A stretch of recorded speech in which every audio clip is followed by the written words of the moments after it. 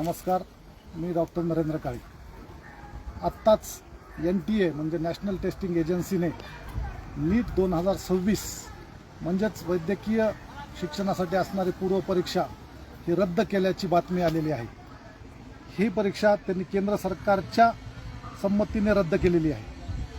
खरं तर नीट 2026ला 22,80,000 विद्यार्थ्यांनी नोंदणी केली होती. त्यापैकी जवळपास 22,05,000 विद्यार्थ्यांनी ही परीक्षा दिलेली आहे.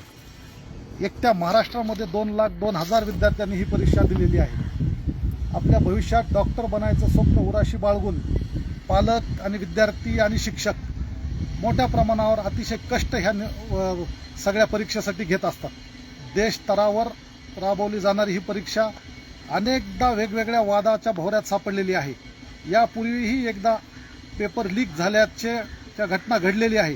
अशीच प्रकारची घटना ह्या वर्षी घडल्यामुळे व या केंद्र स्तरावरील एजन्सींना काहीतरी याच्यामध्ये तथ्य सापडल्यामुळे त्यांनी रद्द केले असल्याचं NTAने सांगितलंय. म्हणजेच एवढी मोठी महत्त्वाची परीक्षा देखील केंद्र सरकार व NTA व्यवस्थित घेऊ शकत नाही असं यामधून दिसतंय. लाखो विद्यार्थ्यांचे परिश्रम भविष्य हे टांगणीला लागलेलं असतानाही अशा महत्त्वाच्या परीक्षेमध्ये इतका निष्काळजीपणा होतो हे बाब निषेधार्ह आहे. फक्त 22 लाख विद्यार्थीच नाही, त्यांचे पालक असतील, कॉलेजेस असतील, शिक्षक असतील, हे सर्व यामध्ये भरडले गेलेले आहेत. अनेक ठिकाणी आता परीक्षा संपल्यानंतर हॉस्टेलमध्ये राहणारे विद्यार्थी घरी गेलेले आहेत आणि शासन म्हणते की आता ही नव्यानं परीक्षा घेण्यात येणार आहे, नवीन तारखा जाहीर केल्या जातील. एकतर हा फार मोठा मनस्ताप आहे. अनेक ठिकाणी पालक विद्यार्थी त्याच्याबरोबर शिक्षणाच्या कॉलेजच्या ठिकाणी राहतात, भाड्याने घर करून राहतात. 2-2 वर्षच नाही, अनेक ठिकाणी तर शाळेत असल्यापासून याची तयारी चालू होते. भाड्याने घरं करून तिथं राहिलेले असतात. परीक्षा संपल्यानंतर घर सोडून आपापल्या गावाकडे लोक गेलेले आहेत, विद्यार्थी हॉस्टेल सोडून गेलेले आहेत आणि आता शासनानं जाहीर केलं की ही परीक्षा पुन्हा एकदा होणार आहे, पुनर्परीक्षा घेतली जाईल. खरं तर हा फार मोठा मनस्ताप विद्यार्थ्यांना पालकांना सहन करावं लागतंय.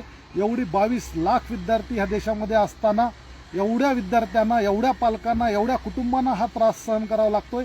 केंद्र सरकारचं हे फार मोठं अपयश आहे असं मी मानतो की ही एकदा नाही, यापूर्वीही अशी घटना घडलेली आहे. वारंवार जर अशा घटना घडत असतील आणि एवढ्या महत्त्वाच्या परीक्षेबाबत एवढी निष्काळजी जर केंद्र सरकार आणि NTA करत असेल तर ही बाब अतिशय निषेधार्ह आहे असं मी मानतो. मी स्वतः माझ्या पक्ष राष्ट्रवादी काँग्रेस पार्टी शरदचंद्र पवार याच्या वतीनेही या सगळ्या गोष्टींचा निषेध करतो आणि नवीन होणारी परीक्षा सुद्धा अतिशय व्यवस्थित झाली पाहिजे. या सगळ्या गोष्टीची तपासणी घेऊन झाली पाहिजे. यातून सगळ्या ह्या केंद्रीय एजन्सीनी हे कुठं काय होतं याचा शोध घेऊन संबंधित दोषींवर कारवाई केली पाहिजे आणि शक्यतो विद्यार्थ्यांचं नुकसान कसं होणार नाही, मनस्ताप कसा होणार नाही याची देखील काळजी घेतली पाहिजे. एवढंच मी या ठिकाणी सांगतो आणि या सर्व घडलेल्या गोंधळाला, या विद्यार्थ्यांच्या मनस्तापाला NTA आणि केंद्र सरकार जबाबदारी आहे, एवढंच माझं मत आहे.